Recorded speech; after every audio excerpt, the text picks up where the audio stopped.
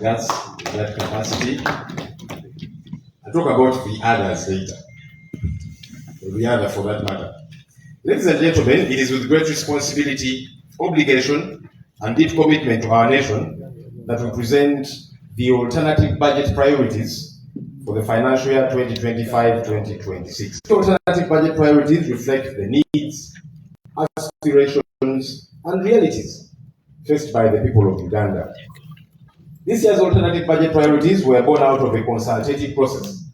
We reached out to all opposition political parties, plus some civil society organizations, to share their input, all those who gave us feedback on the same. The past year has been yet another chapter in the government's long history of economic mismanagement. Ugandans are struggling to afford basic needs, while those in power prioritize personal wealth accumulation over public service.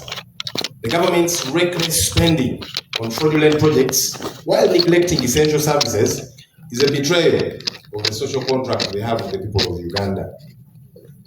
Let us consider the Lubowa Specialized Hospital project. This is a project which is a clear example of organized corruption, in my very considered opinion. The government has spent billions of taxpayers' money on this project, yet there is no clear deadline on when it will open. At the same time, public hospitals across the country lack funding and cannot even provide basic care. Because of this, many Ugandans are forced to either seek treatment overseas or to suffer in poorly equipped health facilities across the country. The situation is no different for companies like Day Biopharma Limited, Atiak Sugar, Rocco Construction Limited, and Inspire Coffee Factory, which have benefited from dubious state funding without clear accountability mechanisms. These projects, ladies and gentlemen, have become channels for siphoning public funds, further entrenching a kleptocratic system that prioritizes elite interests over national development.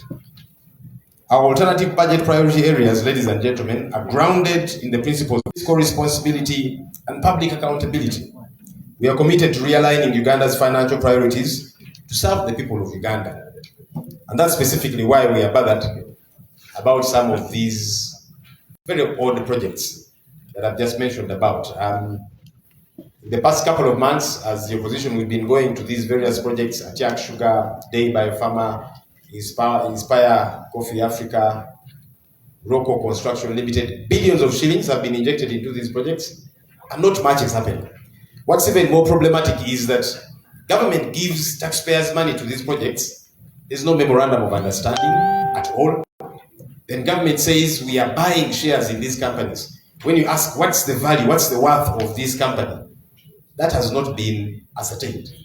So that shows you the confusion within which government operates. And whenever we mention these things on the floor, I've had people like the Honorable Nabanja say we are making government look bad, forgetting that government looks bad on its own accord. Ladies and gentlemen, the economic outlook for the 2025-2026 financial year remains uncertain. Uganda's total budget has been projected at 71.9 trillion shillings. Persistent fiscal indiscipline, excessive borrowing, and corruption have put immense pressure on our economy. The high cost of debt servicing, which consumes over 30% of our budget, has left little room for investment in critical sectors. Inflation remains a huge concern, with rising prices of essential commodities such as food, fuel, and healthcare. Meanwhile, revenue collection remains suboptimal due to inefficiencies in tax administration, revenue leakages, and inadequate enforcement of tax policies. Our people deserve a budget that works for them, not one that burdens them with unnecessary taxes and then poor service delivery. It's one thing for you to tax the population. It's another for that tax money to be of value to the people of Uganda. As I'm sure many of you know, there are countries where the citizenry pay hefty sums in tax, but they know that when they go to hospital, they'll get good quality medication, courtesy of the government. When they take their children to public schools, they'll attain quality education. The infrastructure is worked on.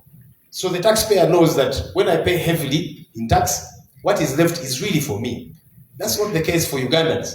You'll pay heavily in tax, But when you're sick, you'll have to go to a private facility for those that can afford, because there's not much in the public ones.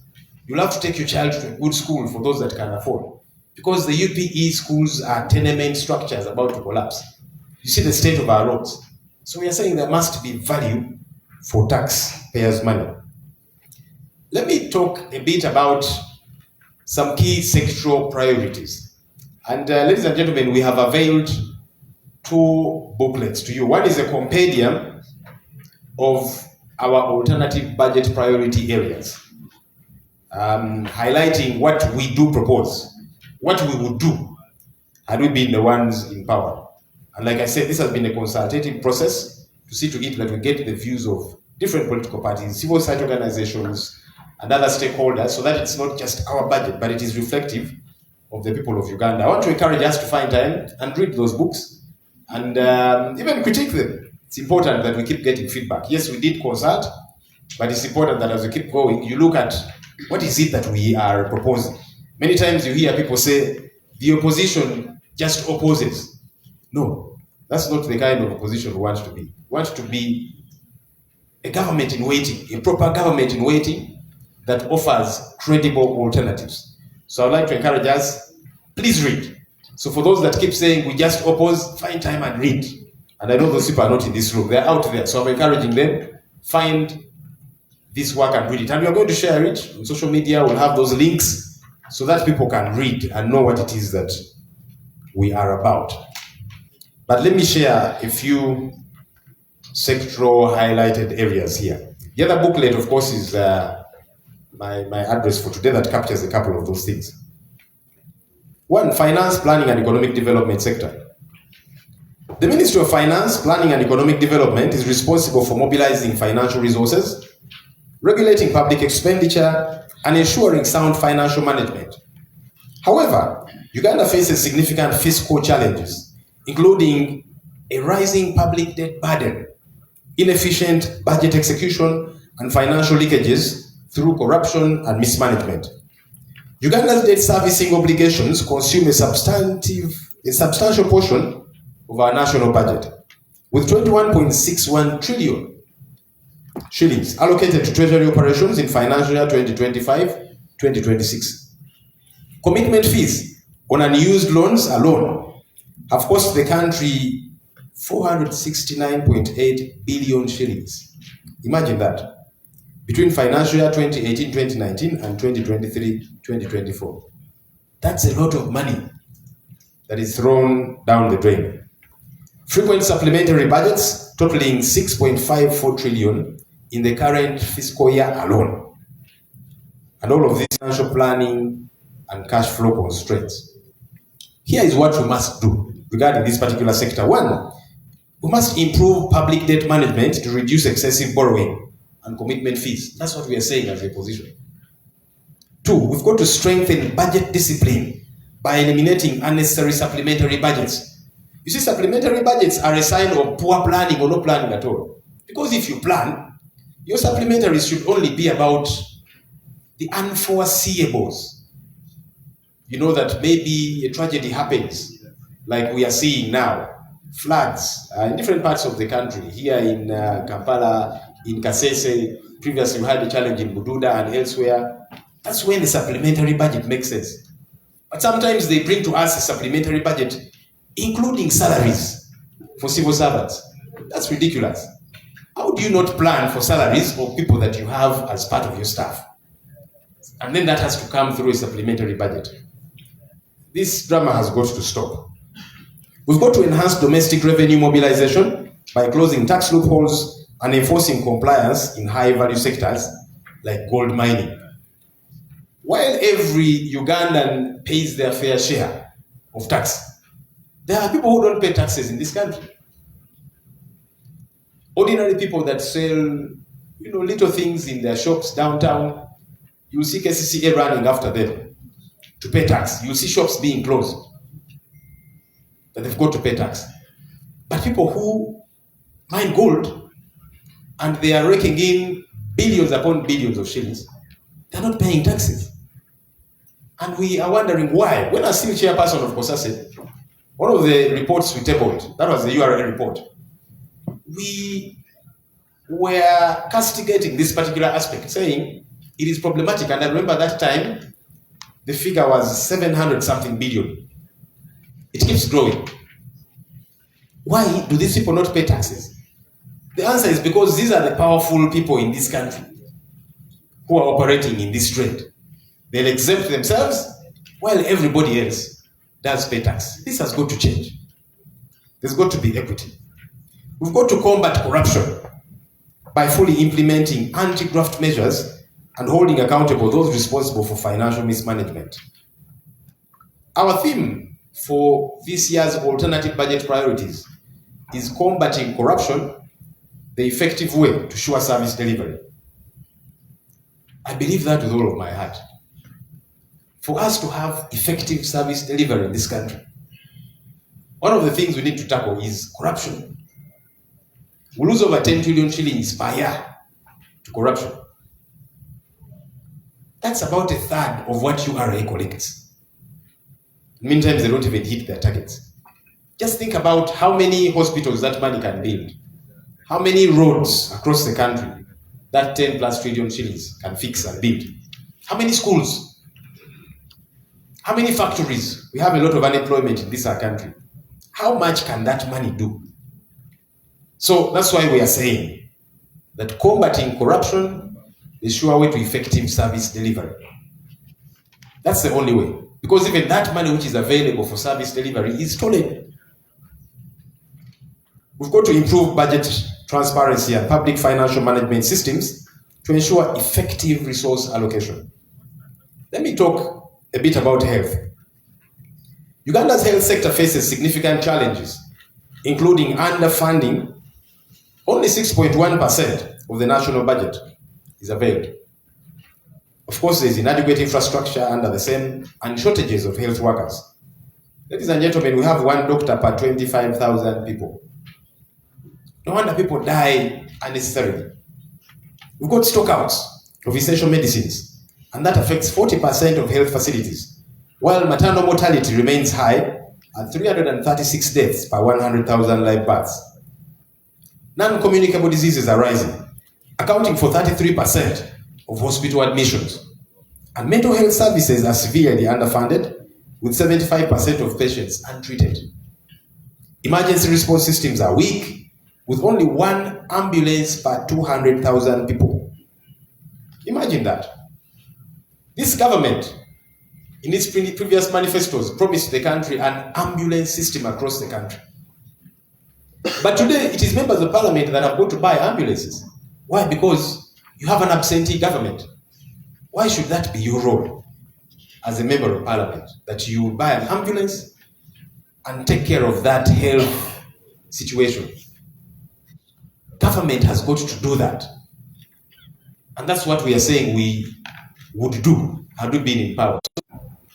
We propose the following actions. One, we've got to eliminate medicine shortages by partnering with local pharmaceutical manufacturers. And that money can be availed. We've got to increase funding for primary health care through a 5% levy on luxury goods. This is doable. We've got to reduce maternal mortality by deploying 100 mobile maternal health clinics in rural areas so that our mothers stop dying while trying to bring forth life. We've got to address health worker shortages. And this can be done severally. One, offering, for example, 1,000 scholarships for medical and nursing students. It is doable. We've got to combat non-communicable diseases through nationwide screening. And we can do this in even 500 health centers. We've got to strengthen emergency response by procuring, at the bare minimum, 200 ambulances and 1,000 responders. This is doable. We've got to expand mental health services by training at least 500 community health workers and establishing 100 mental health units today. This is a critical challenge in our country, ladies and gentlemen. And I know sometimes when you think about mental health, you're thinking of, as people refer to it, mad people. No, people are struggling. We need to take care of this. We need to implement enhanced mosquito control programs to complement ongoing malaria control efforts. There's no reason why in 2025, if you have a serious government in place. Let me talk about Kampala Capital City Authority. The Omlord is here. And we also have our shadow minister in charge of Kampala, the Honorable Balimwezo Ronald Subuga.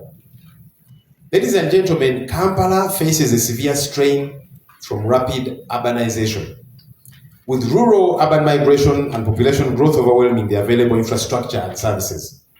The city grapples with a poor road network, chronic flooding due to inadequate drainage. Recently, we lost nearly 10 people in a 1 day's flooding alone in Kampala here. Uncollected solid waste causing health hazards and insufficient housing and social amenities. Budget constraints limit KCCA's ability to address these issues, compromising education, healthcare, and economic productivity. Government said it was taking over the administration of Kampala, and they said they're going to do a good job. So they are in charge, literally.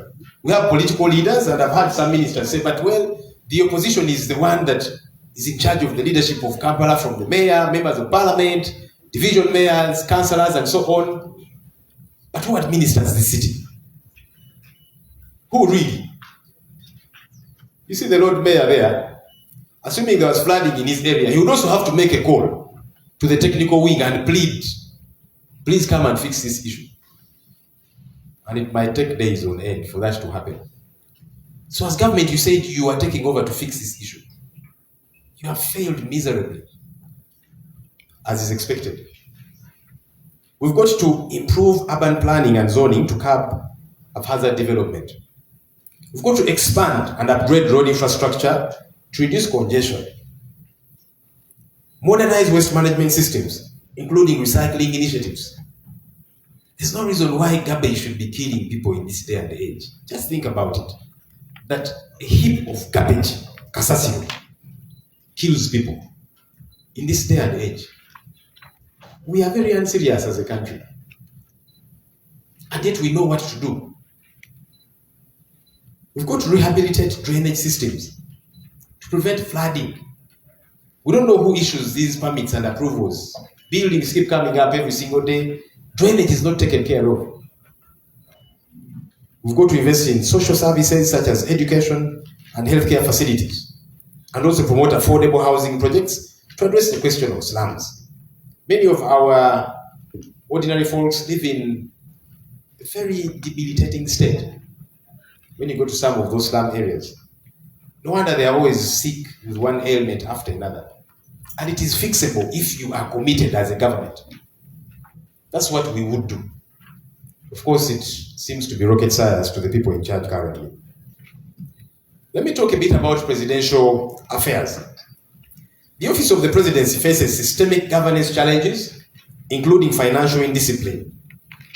488% budget increments for classified expenditures.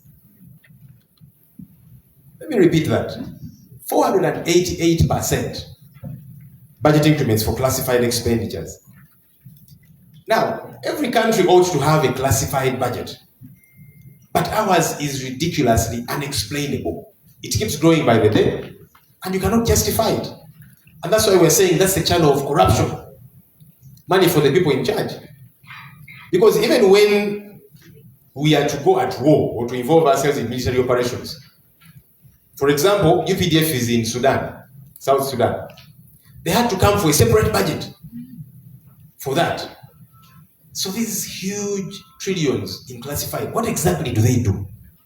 It does not make sense, because there is a budget for defense that caters for all of these different things.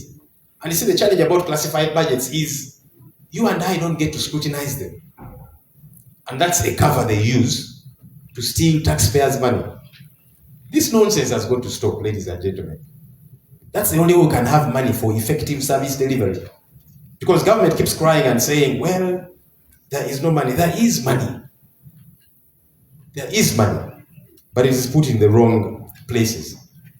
We've got bloated administrative structures with duplicated agencies. Wasteful expenses on RDCs and their multiple deputies. You have an RDC, deputy RDC, assistant RDC, and a plethora of structures therein. Poor budget performance with irregular supplementary allocations and persistent corruption, despite anti-graft draft public trust and fiscal responsibility. These are some of the things we propose to deal with these issues. We've got to streamline the presidency's administrative functions to eliminate redundancy. There are many people that are hired therein, friends, relatives, in-laws, outlaws of the president. You find them somewhere in the structure there. Doing what? Nothing.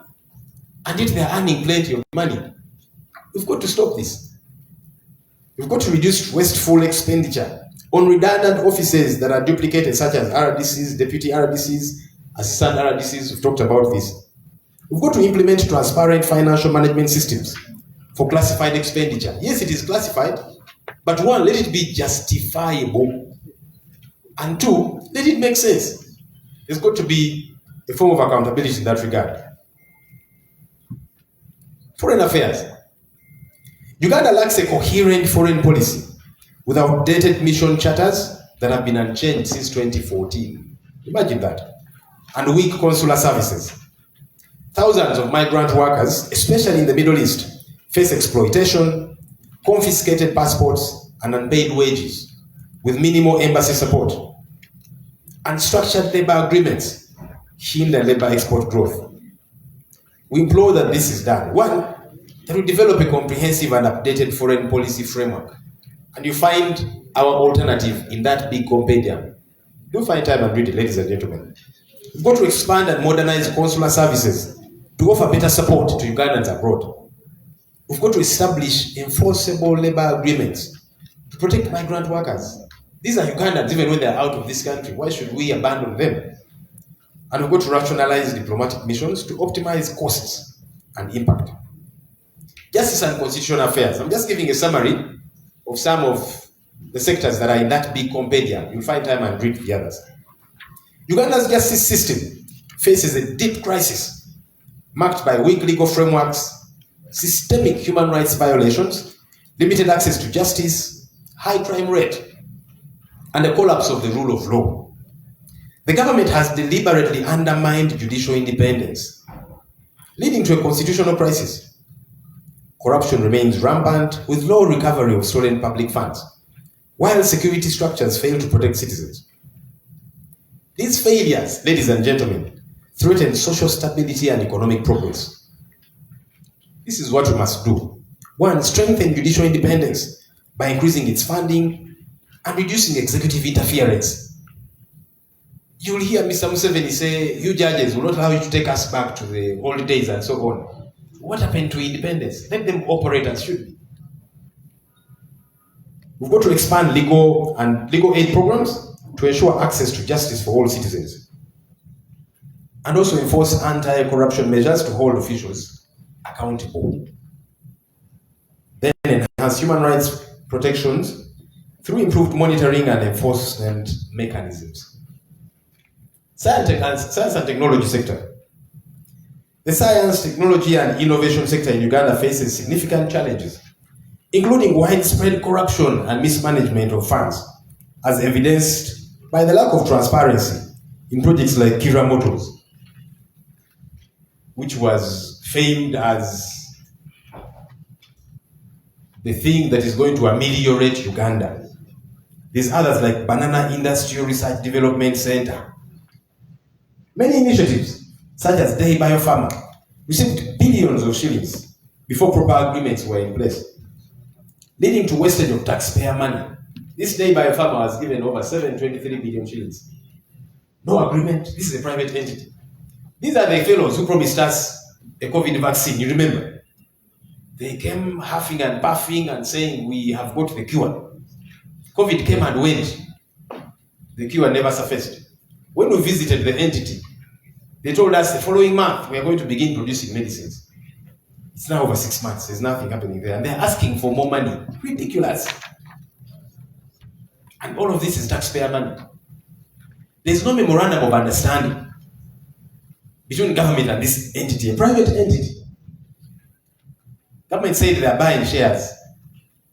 We asked, what's the worth? We asked the MD of this entity, what's your worth as a company? And he was gambling.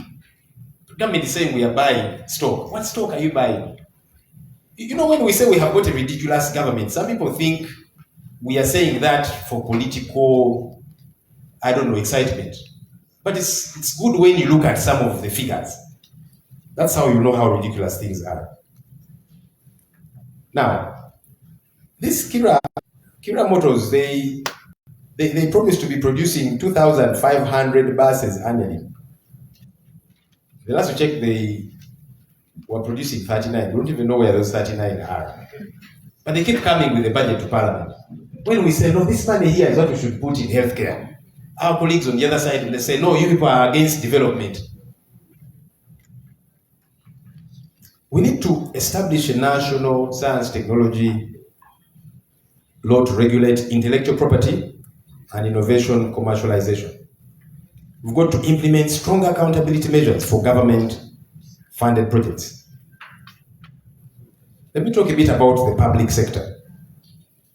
Uganda's public service faces systemic crises, not just a crisis, but crises, plural, including severe brain drain due to uncompetitive salaries, corruption-ridden district service commissions selling jobs to unqualified candidates, and a bloated bureaucracy with 295,000 unfilled positions. The sector suffers from discriminatory remuneration, outdated manual systems, causing pension delays, and a grossly, and this might annoy some of you, a grossly oversized parliament. Colleagues, we are 529 members of parliament for 46 million people. That's not right. I can see some of you looking at me angrily, but it's the reality. It is the reality. You have a parliament this huge. When we all show up in parliament, we actually don't have where to sit. People stand, others sit on other people's laps, and we are there. They've been promising to complete the new chambers. I think the initial completion date was 2019. We are in 2025. Every morning as I climb to go to my office, I hear people knocking things with hammers. But we don't know what progress is happening there. But they will knock to make you think they're doing some work. That is Rocco, by the way, which was given taxpayer money. And there's nothing happening there. But I'll tell you what I think. Parliament spends billions of shillings to rent offices for all of us as MPs, all staff, Kingdom Kampala, Development House, and so on. Billions of shillings. Could it be that the owners of these facilities are probably, in one way or another, engineering the delay of our chambers? Because for as long as our chambers are complete, Parliament will not be spending billions of shillings to hire offices for MPs and staff. No. But we are in 2025, and there's not much happening there. Your guess is as good as mine, ladies and gentlemen. And of course, in addition to that, we have got dozens upon dozens of presidential advisors, many of whom never meet him at all. You normally see them saying, now that I've got you at this function, let me tell you what I have to tell you. And a few, when he meets them, he's the one advising them. These things have got to change, ladies and gentlemen.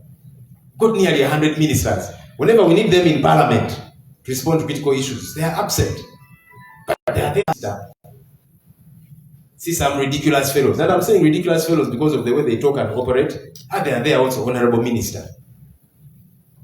This drama has got to change if we want to have a better country. Ladies and gentlemen, we've got to establish a National Salaries Review Commission to ensure fair and competitive pay for public servants. That's something that has got to happen. So that even the salary of members of parliament is determined by this same commission. And everybody else. That's how you grow a country. Today you have science teachers earning 3 or nearly 4 times what their arts colleagues are earning. But they're teaching the same schedules, the same duration, they sit in the same staff room. And you're saying you want to prop up sciences. But as you're doing that, schools don't have laboratories. Some of these children, they encounter burettes, test tubes, Bunsen burners, and all these other reagents for the first time in their final exam. But you say you're promoting sciences. I don't know what's wrong with us. We've got to digitize payroll and pension systems to reduce fraud and delays. And then reduce redundant government agencies to improve efficiency. And strengthen anti-corruption measures in hiring processes. You know that people in this country are hired to very high offices without qualifications. But because they are known by somebody who knows another, they get into those offices. And when that company is making losses year after year, you wonder why. You don't need to be a rocket scientist to realize why. Let me talk a bit about defense. The defense sector in Uganda faces significant challenges, including porous borders that facilitate illegal arms trafficking and terrorist infiltration, poor accountability in budget allocations with opaque classified expenditures that I talked about, and inadequate welfare for UPDF soldiers, such as low pay, poor housing, and under-equipped medical facilities. These foot soldiers and colleagues, I want to implore you to feel sorry for them and for us to fight to see that they get what they deserve. Police officers, soldiers, prison staff, especially the junior ones, they earn too little. And then they live like refugees in their own country.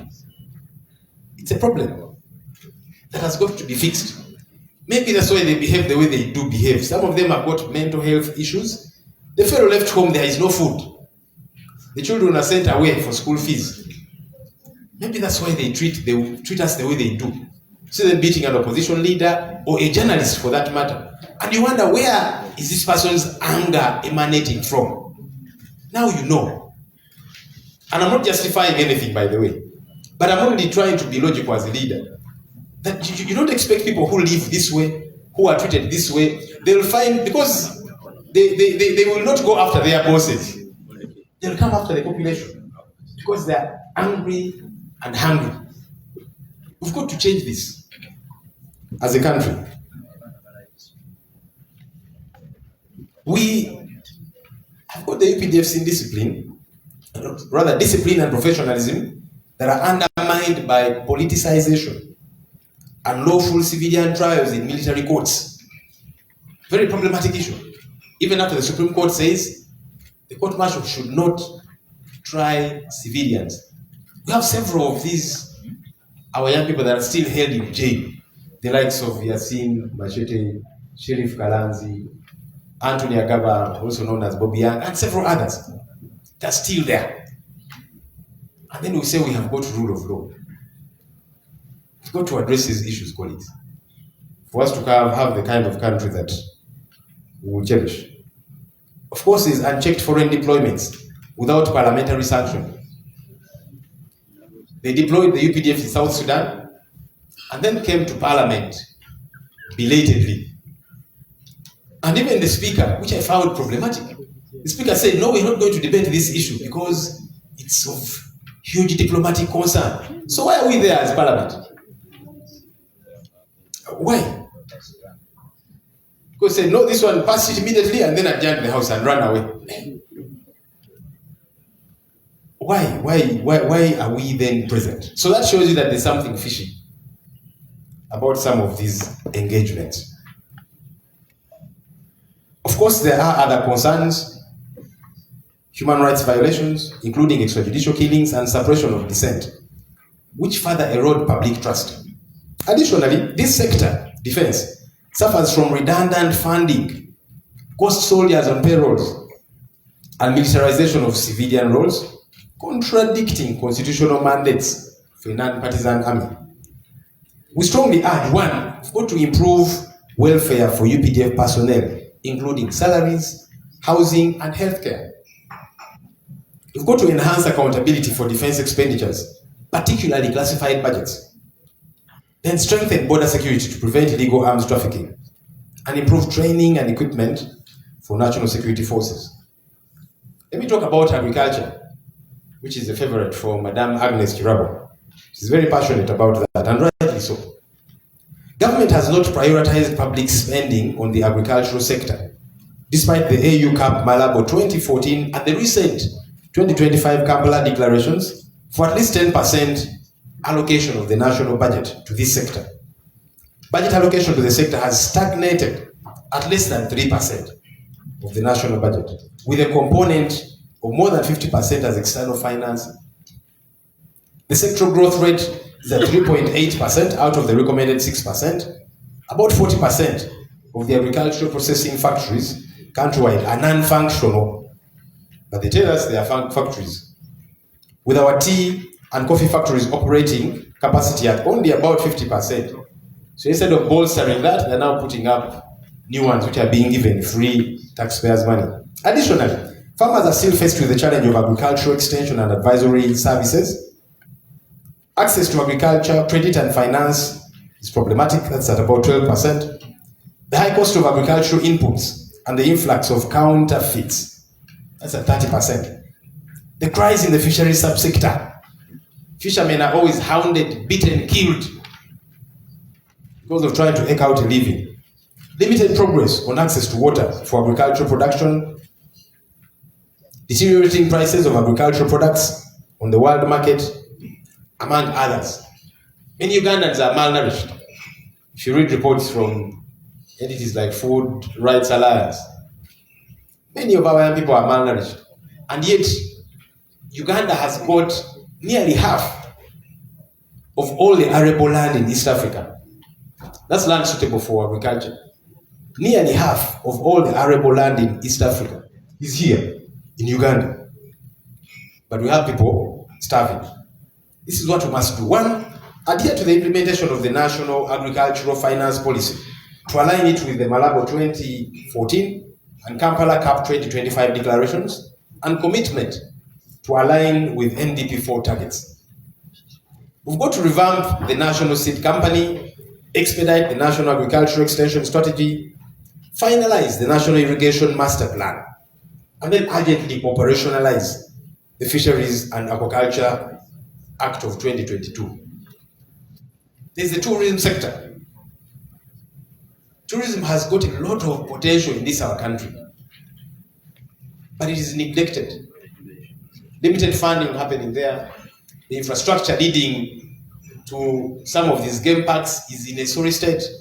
I remember there's a time some tourists got stuck on a road for a day and a half, and the then Minister of State for Tourism, said that that's part of the tourism experience, for them to see what a third world country is like. So these guys were stuck for nearly 2 days trying to push their car, because they took off time from their country for maybe 4 days to come and spend some dollars here in Uganda. But for 2 days they're stuck on the road. And the one Chiwanda Subi, who was the Minister of State for Tourism, then said that's part of the tourism experience. Those are Museveni's ministers. Let me talk about trade, industry and cooperative sector. Maybe I'll let you read that in the booklets we have availed to you. There's water and environment sector, which is also very critical. I'd encourage us to read so that I don't take too long here. Look at the proposals that we have therein: strengthening enforcement of environmental protection laws, investing in reforestation and wetland restoration programs, improving access to clean water, particularly in rural areas. Many Ugandans today don't have access to clean water. Enhancing waste management infrastructure to reduce pollution. There's the energy sector. And we are saying we've got to expand rural electrification through off-grid solar and mini-grid solutions. Only about 30% of our country is connected to the national grid. 70% are in darkness. I know it's difficult for you here in Kampala to believe that 70% of our country is not connected to the national grid. These are things that we need to deal with. There's the water and transport sector. And I'll urge us to read that component too. Lands, housing and urban sector. Critical concerns there. Our shadow minister is always talking about them. Gender, labor and social development. Let me talk about internal affairs. The internal affairs sector in Uganda faces key challenges, including underfunding for security and law enforcement, inadequate police infrastructure, corruption, and human rights concerns. Other issues include slow service delivery in immigration and national identification processes, risking cybercrime and congestion in correctional facilities due to case backlog and limited rehabilitation programs. We've got to do this. One, increase funding for recruitment, training and equipping the police force to improve security and public trust. Many of you know that when you have a challenge and you call on police to come to your aid, they will struggle to come because you find there's one car for I don't know how many sub-counties. Then many times they don't have fuel. Genuinely so. During the killings in Masaka, a committee of parliament went and interacted with I think it was one of those regional fellows. And this guy was honest with them and said, look, I've got one car for most of this place, and many times it does not have fuel. So people call us saying machete wielding men are here and we cannot move. And I remember the minister coming out to the Minister for Security, Honorable Jim Muwonge. He came out to castigate this police officer, in fact wanted to sanction him. It was until the public said, but the man is speaking the truth. There's just one truck in that whole region area, that specific one where the committee was. Many times it doesn't have fuel. And he said, now, with my little salary, should I be the one fueling this car when people call? And he said, genuinely, people call for help. I want to help, but how do I help? And Muwonge was saying he's making government look bad, as opposed to availing what is required. We've got to strengthen cybersecurity measures and digital forensic capabilities to combat online crime, which is increasing by the day. We've got to expand fire stations across the country to ensure a timely response to fire outbreaks, improve efficiency in passport issuance, border security, and national ID registration. Enhance rehabilitation programs in prisons to reduce recidivism and promote reintegration into society. Strengthen anti-corruption mechanisms within law enforcement agencies to eliminate bribery and misconduct. Promote community policing initiatives to foster better relations between law enforcement and citizens. Some of the community policing that happens today, you see one general dam leader going to talk bad about the opposition and to recruit people into NRM. That's not what policing, community policing should be. But the likes of General Dam leader have interpreted it that way. You'll go to people, you come, we join this party, and work together. So to him, that's the brilliant idea of community policing. We've got to strengthen enforcement of disciplinary action against errant officers who violate the law in the conduct of their duties, especially those who brutalize the citizenry. Let me conclude this way. Our alternative budget priorities focus on investing in key sectors such as healthcare, education, agriculture, and infrastructure to drive inclusive development. Adequate funding for public hospitals, support for small-scale farmers, improvements in education, and investment in sustainable infrastructure are essential for building an economy that benefits all Ugandans. We advocate for a budget that centers on the people's needs, fostering a more just and prosperous Uganda. This kind of budget is achievable once you put people first and combat corruption, which is eating up the resources meant to deliver services to the citizenry. For as long as we keep losing over 10 trillion shillings a year, as per the IGG report, there is just no way, ladies and gentlemen, that we shall have resources to invest in these priority sectors. Those who steal taxpayers' money are promoted and pampered, as opposed to being locked up in jail and forced to return the stolen loot. We have all watched the debate regarding the Umeme concession that comes to an end today. Government entered into a bad deal with this company, like they normally do with many of these agreements they sign.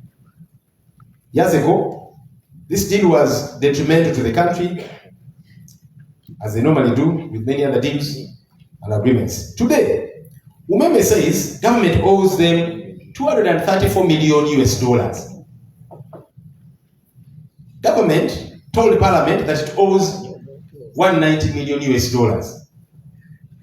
While the Auditor General says the figure is only $118 million. Ladies and gentlemen, this is what theft looks like. This, exactly. Then you have a figure, $234 million. Government is saying $190 million.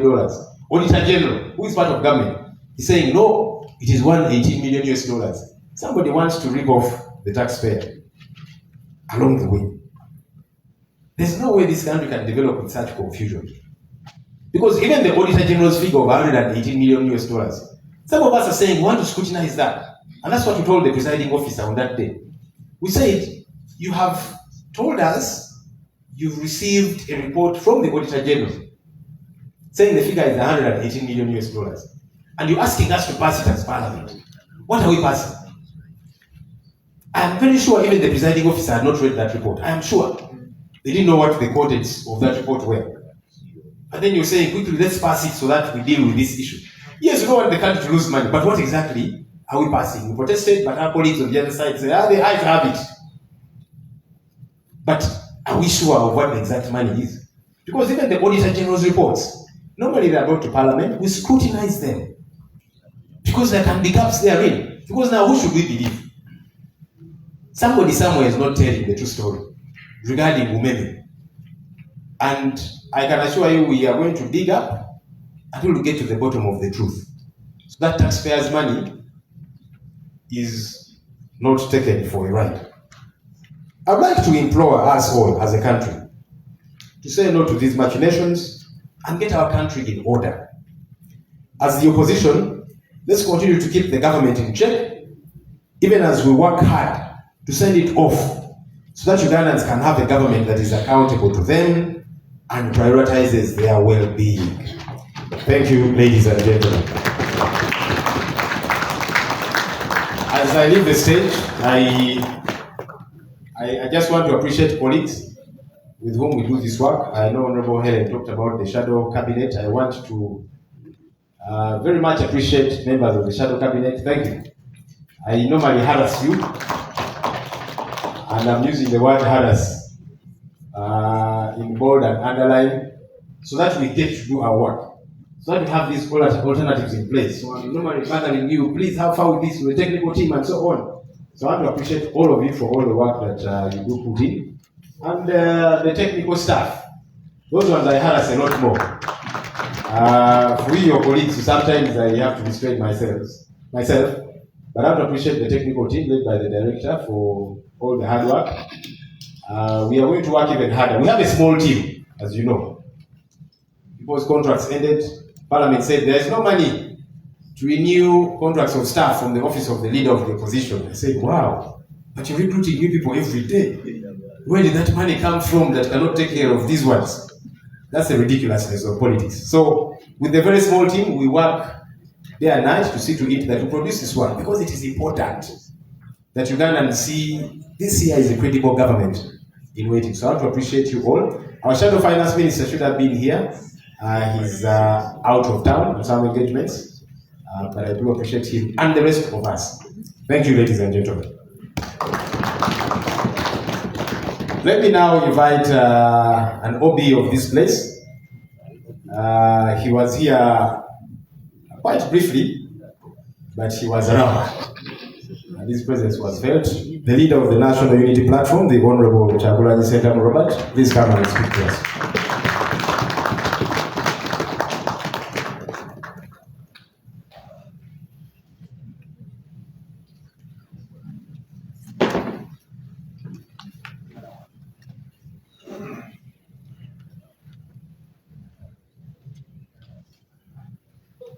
Thank you very much. Our able leader of Parliamentary Front, my leader of opposition when I was here, Right Honorable Winnie Kiza, distinguished guests, honorable members, ladies and gentlemen, a very good afternoon to you. I want to salute our parliamentary team for work very well done. I was listening both with gladness but also with anger as the leader of opposition, was speaking to us, I've had the opportunity to quickly go through the write-ups of the alternative budget, and I was, in real sense, comparing the ideal and the real. That is definitely ideal. And if we do things that way, we can be able to revolutionize every sector in our country. But unfortunately, we have the real to grapple with. We have the reality to deal with here. Nothing encourages like the theme of today, combating corruption, a sure way of effective service delivery. Yes, combating that corruption. And I'll quote one eminent leader that we have in this country, Muwonge, Israel. He was speaking a few weeks ago. He said, and I agree with him, that back in the day, President Obote noted that the problem of Uganda and Africa generally is reduced into three things. That is poverty, that is ignorance, and disease. And he was spot on. Today, Muwonge reduced the problem in Uganda. It is no longer poverty, ignorance, and disease, but it is centrally corruption. Because corruption is the center of all this. I want to salute our parliamentary front for the continued fight. And ladies and gentlemen, indeed, there's no better place to talk about corruption than here, the Parliament of Uganda, which has distinguished itself in recent days as the high temple of corruption. I hate to use those words, but if we are to deal with the problem, then understanding it and addressing it in reality is the first step. This parliament has had the most outrageous scandals recently. In recent times, we've seen the Speaker of Parliament with impunity siphoning taxpayers' money. In recent days, we have seen this parliament doing unprecedented things. We've seen in this parliament the Speaker of Parliament and government ministers sharing iron sheets meant for the poorest of the poor in Uganda. It is in this parliament that we've seen the leader of opposition rewarded before he works.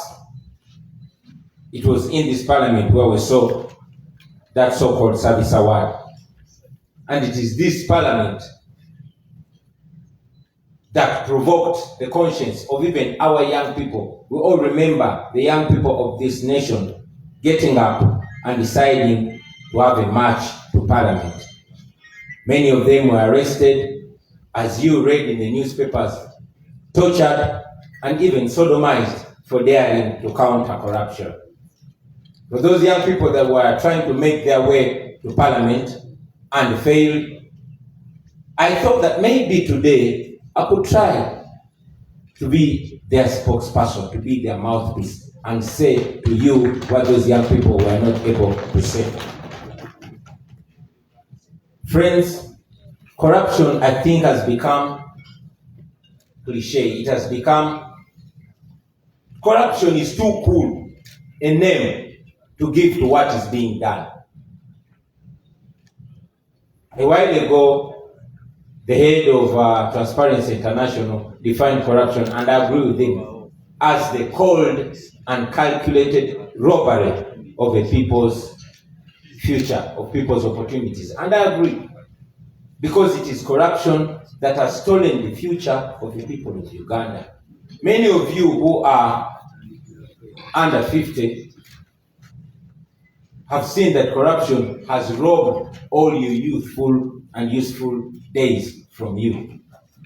Corruption has stolen the vision of Uganda from the people of Uganda.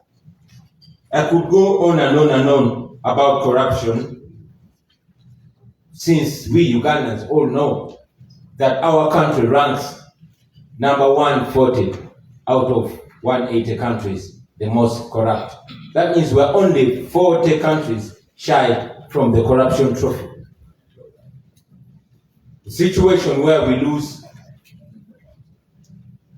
almost half of the revenue collected in Uganda, that corruption should be, looked at as a corruption in crisis level. We are in trouble because of corruption. The Inspector General of Government, the current one, Betty Kamel, who we expect to most understand corruption, defined it, simplified it a few weeks ago in an online video, and I agree with her. She once again told us that we lose to the tune of 10 trillion. I believe it could be more to corruption. But again, she goes further down to us and tell us that out of the 45.9 million Ugandans, it is only 350,000 Ugandans that are in that circle. Now, these are not the people controlling the country or our economy. These are just a group of people that I would call enablers, including some of you members of parliament, including all the people that are being used. But again, she goes further to show us that a small group of people that are even 10% or less of the enablers, that is roughly 35,000 people. This is a small group of people that is milking the entire country, and we all know these are the people that have decided that our country is supposed to go down the drain. Let us imagine what 10 trillion can do. A little while ago, we were imagining what that money can do if corruption was stamped out. 10 trillion lost every year. Imagine what that money can do to our road network. Imagine what that money can do to our hospitals and health centers. Imagine if we set out to use that money to transform our schools. Unfortunately, that money goes to a few. So as we stand here, ladies and gentlemen, we should reflect on so many things that have been said. Otherwise, we'll continue saying it and saying it and saying it. Recently we lost one of Uganda's international journalists, Shaka Sari, and he was quoted to have said that one of the biggest achievements of the Museveni regime is institutionalizing corruption. And that is true, because we all can realize that corruption is a currency in this regime. Corruption is used to reward the corrupt and to silence or even eliminate those that are fighting it. It is the sure way of General Museveni to hold on to power.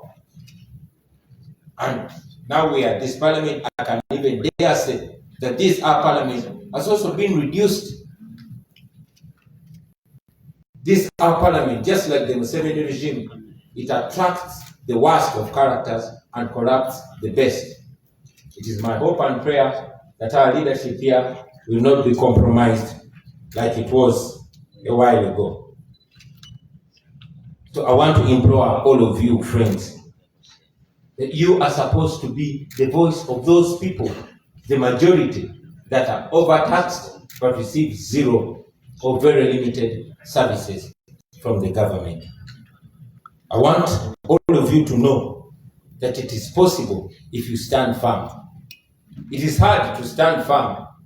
Our leader of opposition said one time, and I agreed with him, that when you fight corruption, corruption fights back.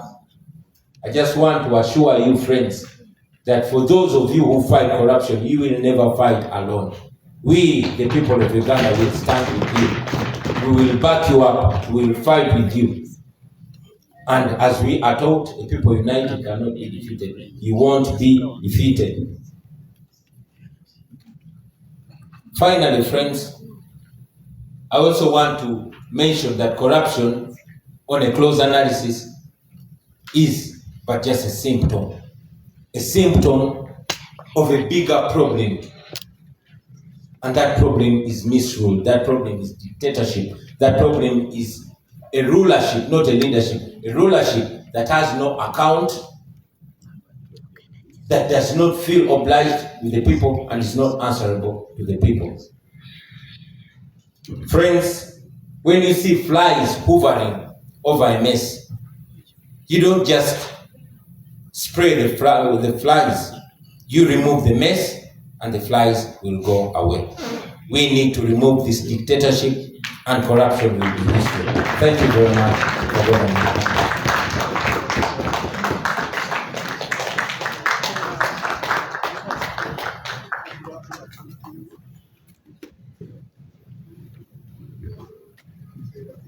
Well, thank you so much, Mr. President, for your very elaborate speech.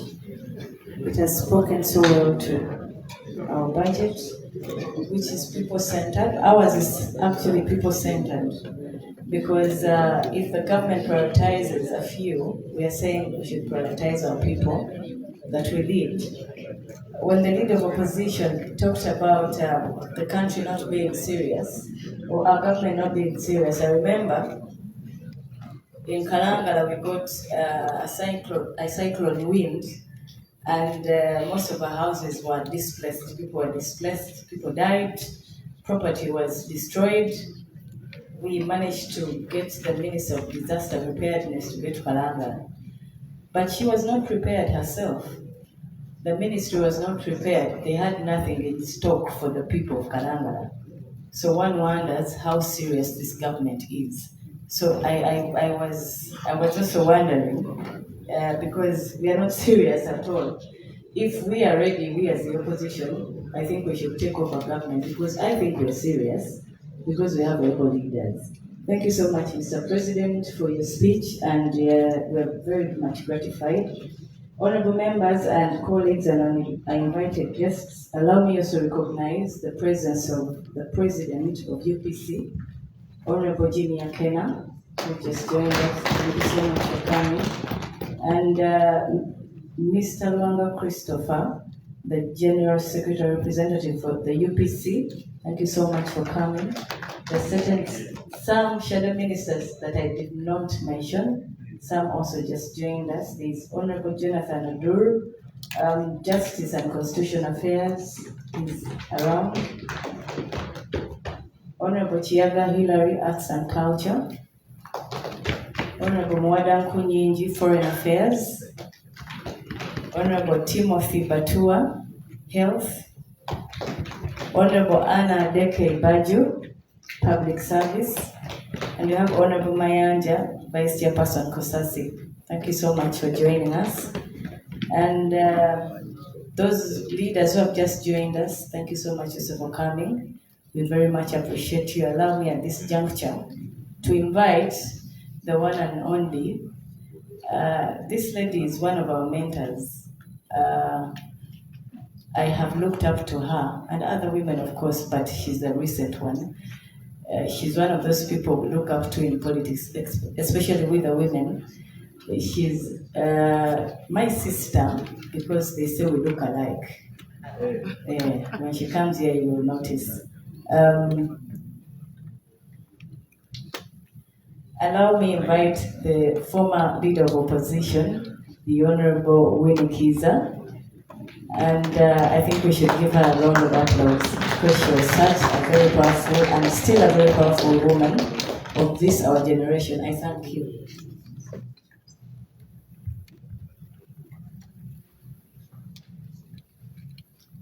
Thank you, MC.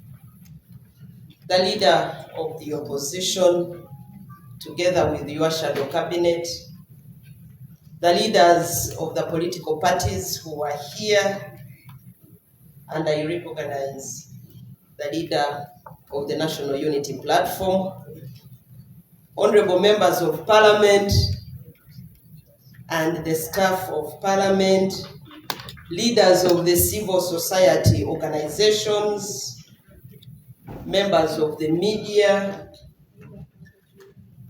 LOP, special thanks to you for this day. This is the day the Lord has made. We have to rejoice and be glad in it. Why do I say this?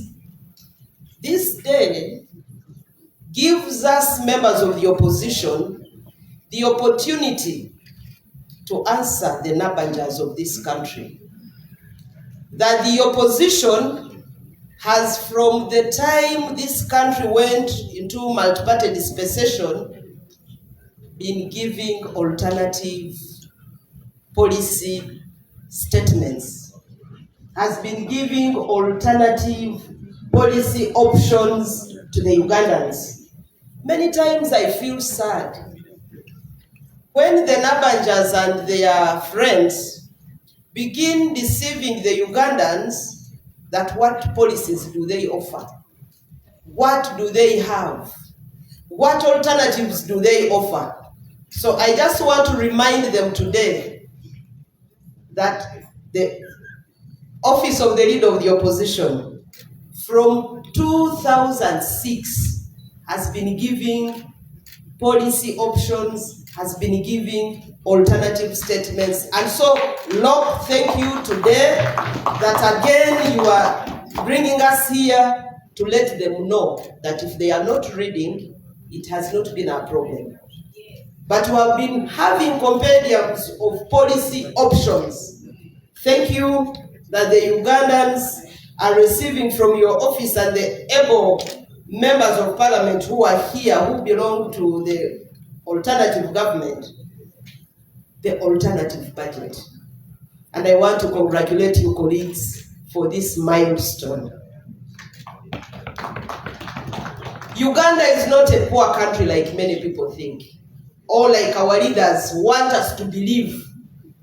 Uganda is a nation that has poor managers who manage a nation with a chaotic mentality. And because of that, they have made corruption a norm of managing our society, to the extent that corruption has been referred to as cooperation.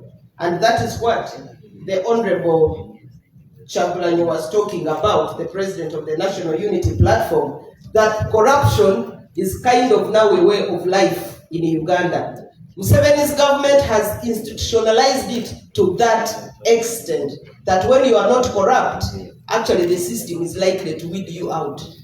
You look alien when you are not corrupt in Museveni's government. And today, leader of the opposition, with the theme that we are running for this year, we want to tell all Ugandans that together we can fight this corruption and make Uganda a better place for all of us, where people with the taxes that they pay can see services getting closer to them. And yes, I know it can happen. The Auditor General's report of 2023-2024 alluded to the fact that over 316 billion is lost in the medical field due to corruption. And this is out of expired drugs. Can you imagine a country having expired drugs when Ugandans are dying because of lack of medical supplies in the countryside? Over 316 billion going to waste because of corruption. And we know that health nations are built by health populations. And so if you can just not even be mindful enough of a population that you lead, would you really be worth it being called a leader?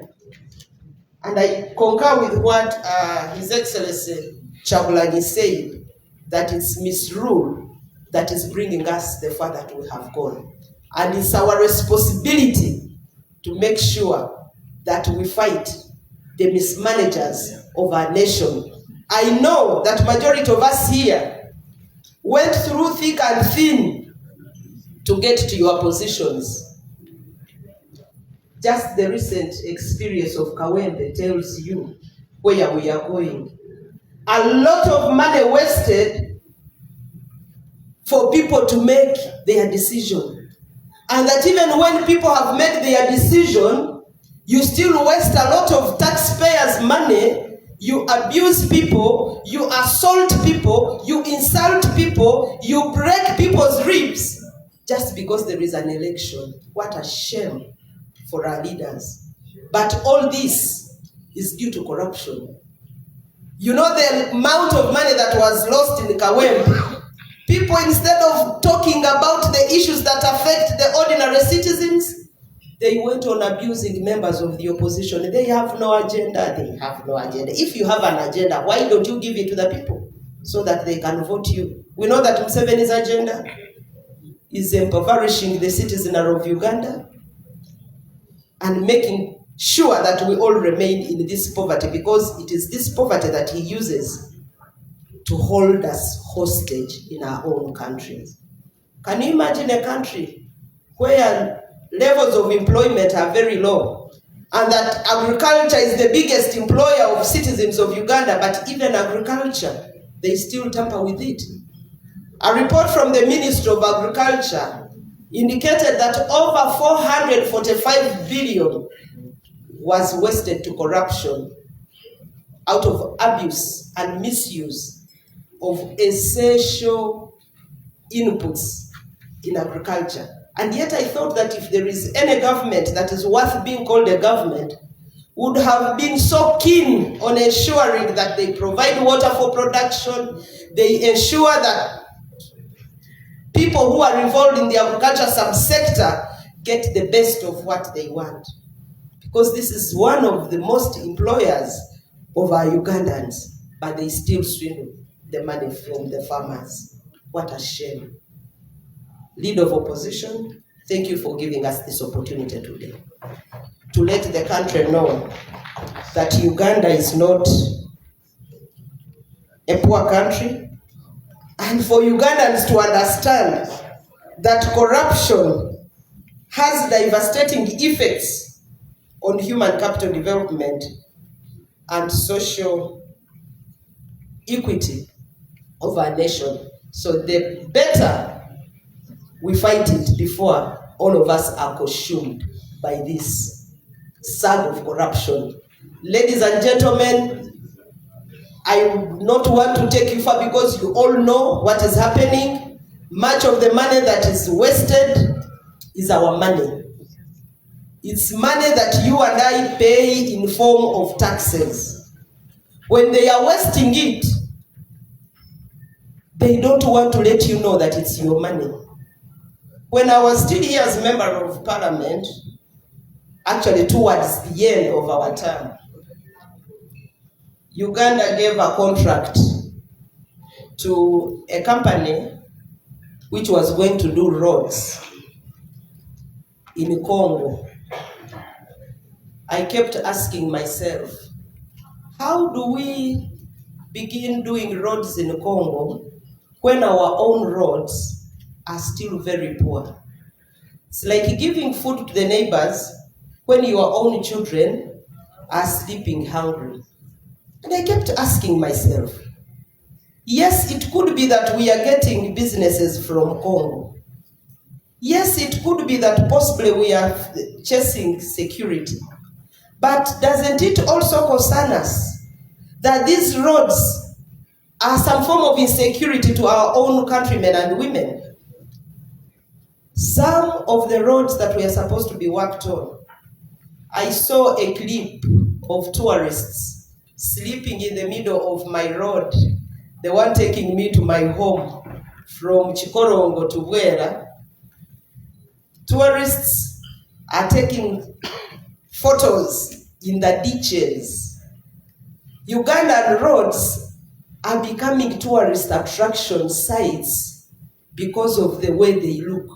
Not that they look well, not that really everybody is admiring them, but because of the pitfalls that we have. The potholes that we have are making our roads tourist centers. And then you stand here and you say, I'm a leader of a country, I've made your country look great, you've managed us for 40 years, and in 40 years, we still have dilapidated roads, we still have roads that can be used as graves. What a shame. And all this is due to corruption. So having a theme that talks about combating corruption as the only sure way to effective service delivery is a welcome idea. And I would like to equally call upon all of us here, stakeholders, Ugandans, let us make this our issue. Corruption hits all of us. I know that wherever you go, because of corruption, you are now the targets. People begin asking you, honorable, our roads, honorable, our roads. And yet you and I contribute to a central pool where we think that our managers, the managers of this nation, the so-called leaders at the higher level who control taxes, are supposed to answer to some of these concerns. But now it is you who is being asked why the roads are not made. And yet for you, you have done your duty. Continue shouting, continue making noise, continue bringing these issues out. Someday, we shall overcome.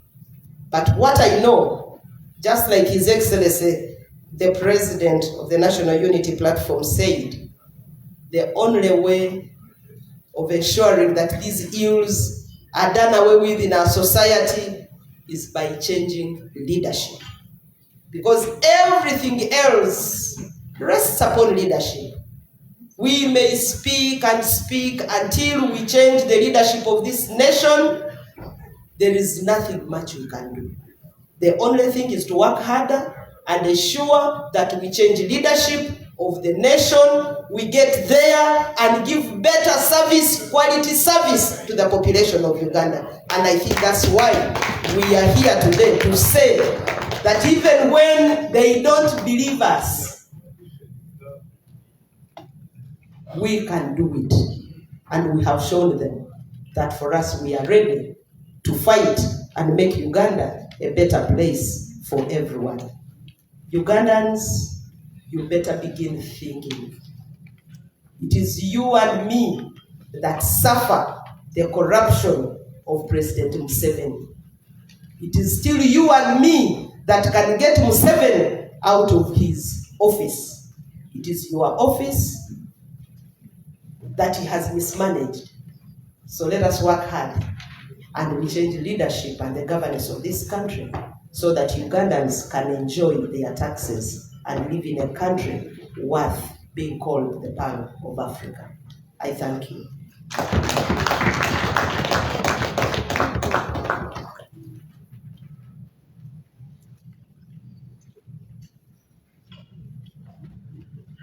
Thank you so much, the Honorable Winnie Chiza, our former leader of the opposition.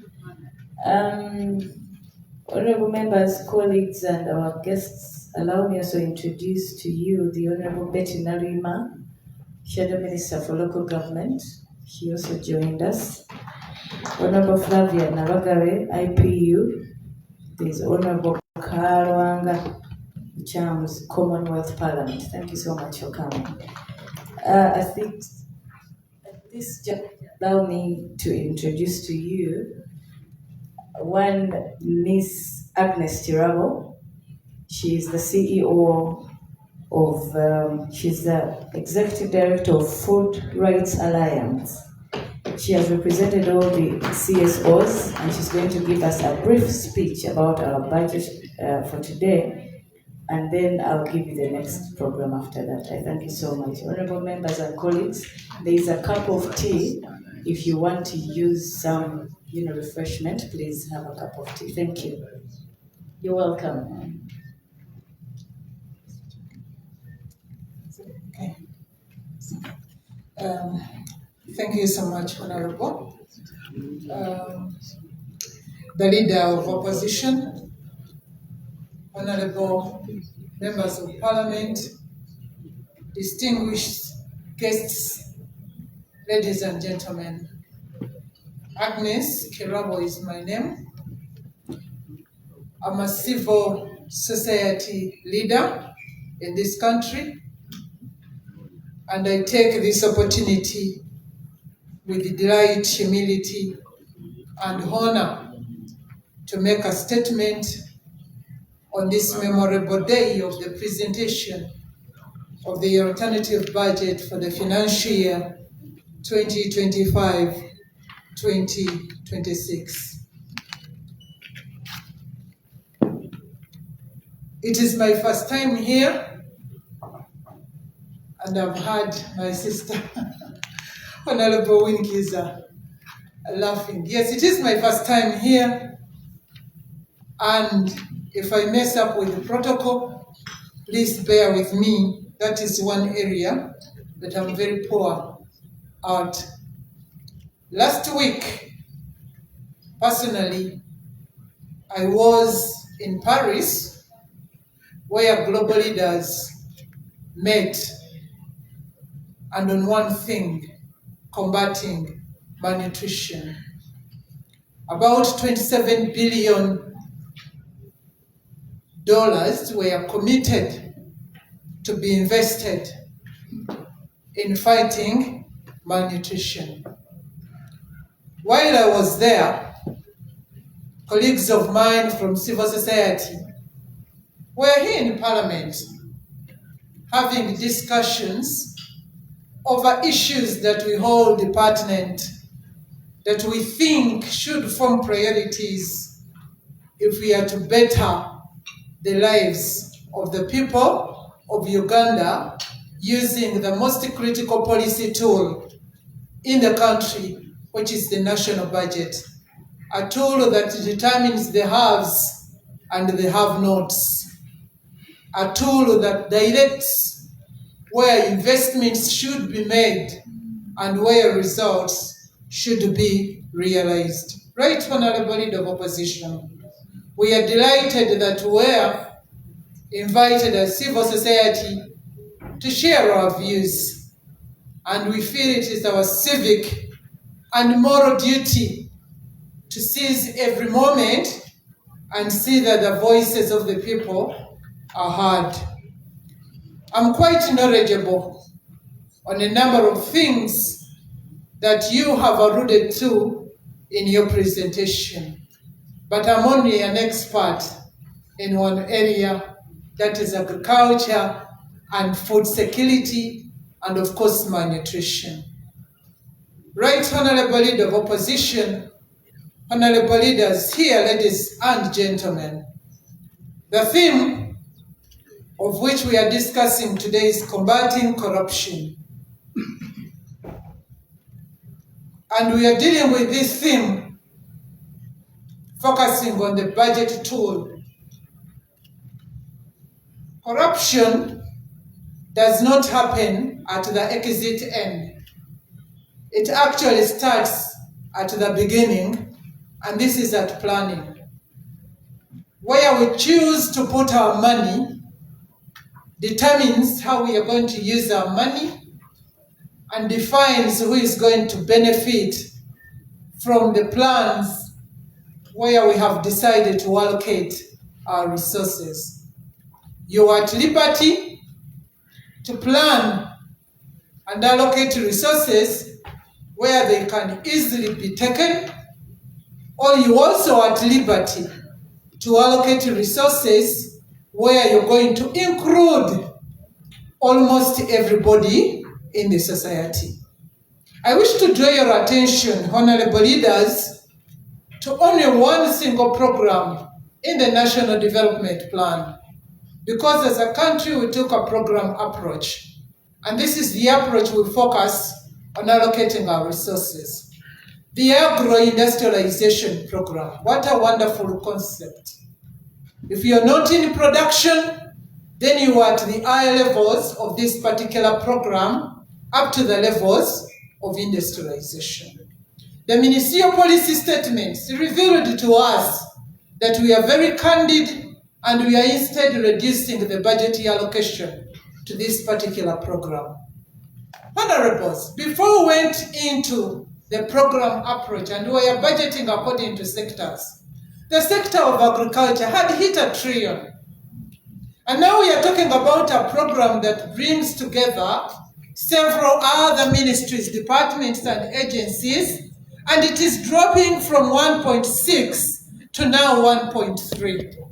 And this is the sector that actually every person can engage in. It is a sector not only to feed us, it is a sector to feed our industries, it is a sector to feed our exports, it is a sector for peace and security, tranquility and stability, because a hungry man, perhaps a woman also, is an hungry one. We have decided in the next financial year to instead reduce the allocation. Every single deduction taken in a program or a sector that involves many people is a decision of exclusion. It is a decision of leaving others behind, and I also do believe it is a form of corruption. I will not leave this stage without appreciating that when we got in here, the first thing after being shown where to sit, I was invited to a table to enjoy a breakfast. In my own organization, we believe in food first and everything later. Honorable members in this house, I speak to you this morning with a heavy heart that in a country of plenty, we are staying in our neighborhoods, in our societies, in our families, with close to 50% of the population that never had a meal yesterday, despite it being Eid Day.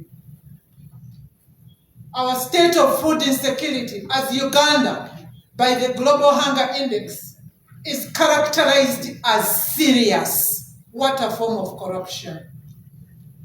Corruption is not about theft of resources, but also neglect of the basic to humanity. So if 50% of the population are seriously under food insecure in a country of plenty, then it is nothing but immoral.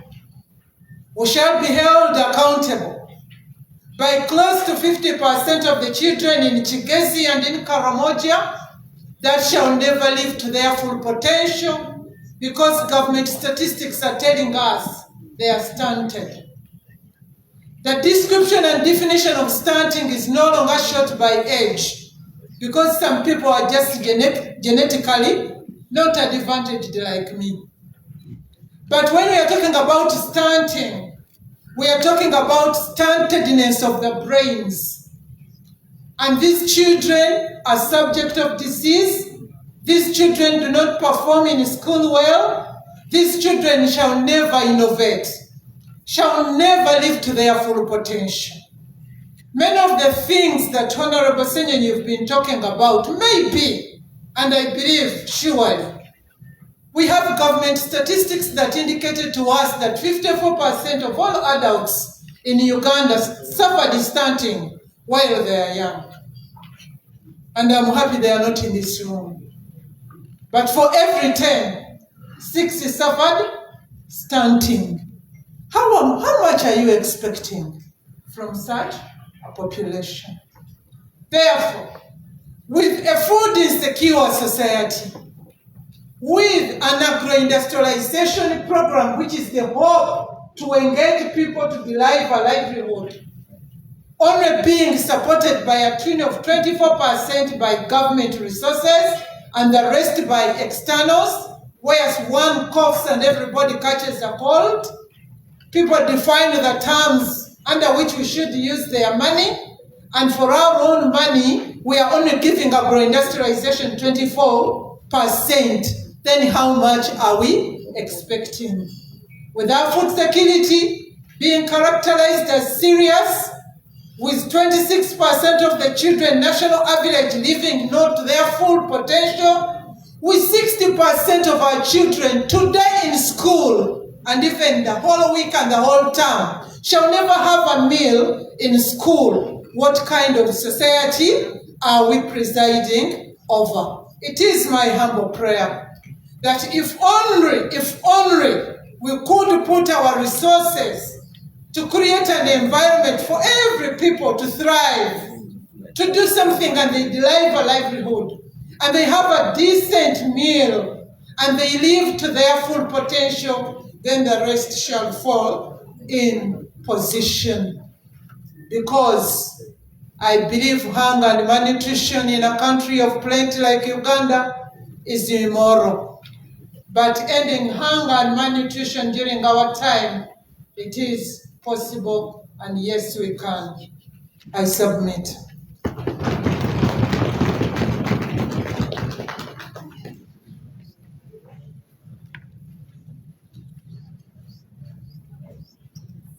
Thank you so much, Ms. Agnes Chirabo, for very well representing the CSOs. And honorable members, colleagues, and our guests around today, that marks the end of our presentations. Today, we said we were going to have a short and brief presentation about alternative budget priorities for the financial year 2025-2026, and that's it. Allow me now, inform you that we are going to have the party presidents around launch the alternative budget booklet, and after we shall have a picture of them, and then a picture of the shadow cabinet and all the members of parliament present, and we call it a day. Thank you so much. So I'm going to invite the Honorable Robert Chagulanyi Ssentamu, the President of the National Unity Platform, the Honorable Junior Kena, UPC President, the Honorable Arias Lukwago, the President of the PPF, the Honorable Saddam Gaida, PPP, the Honorable Haj Mohammed Chibirige, Jema, the Honorable Luchamzi. Please join and let us have the launch of the booklet, and then we will have a picture. Thank you.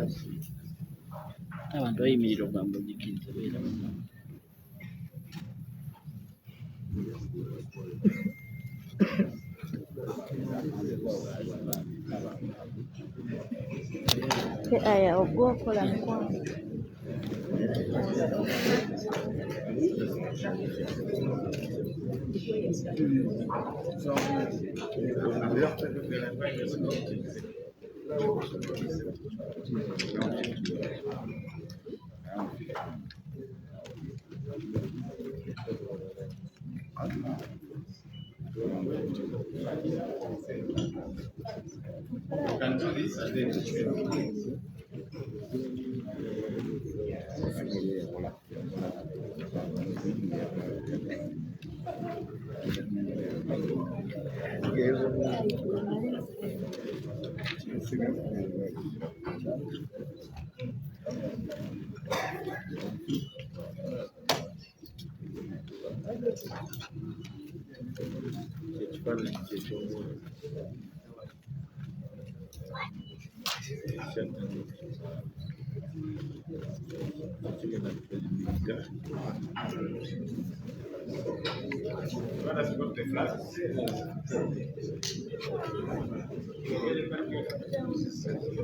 The party presidents are moving to the flag area,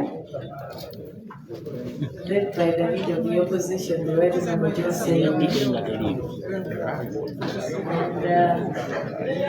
the book shall be launched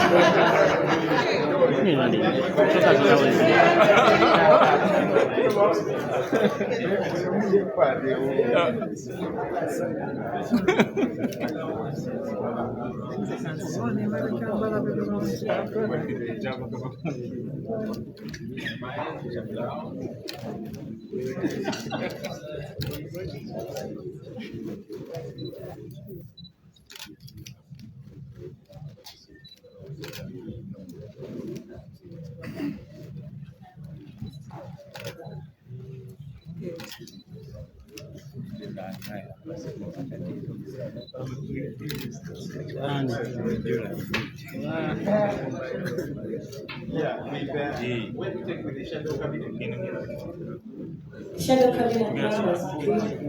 Let's have a picture. Shadow cabinet ministers, go to the flag area, please. Photo moment. I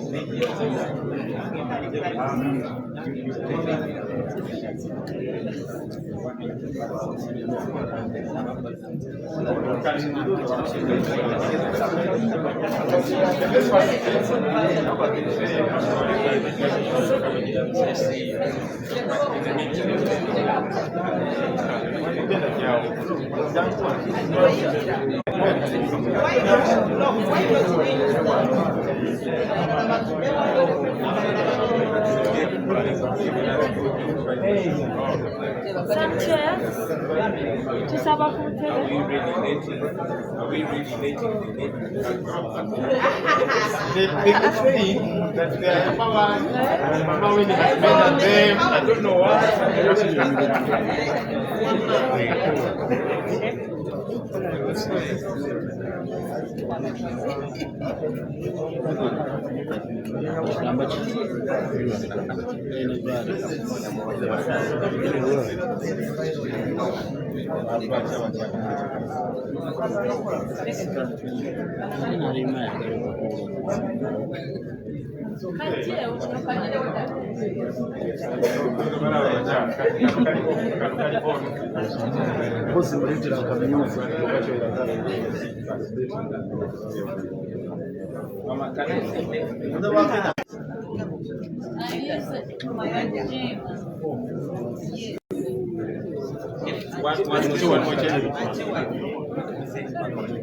Ada side ya chango wale.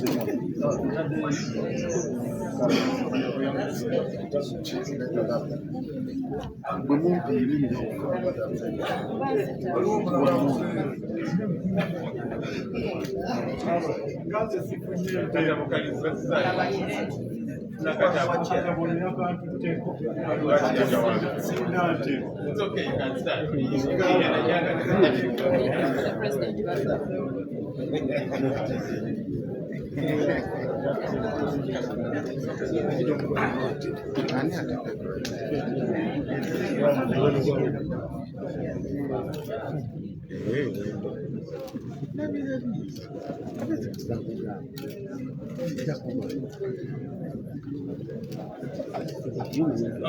And the others? Yes? And the others? Yes. Okay. We are here waiting, man. MPs. Agora bafula batali. No, I think we... The members of Parliament, please, let's just enjoy the picture. All of us. Members of Parliament. Okay, all of us are going to have the picture.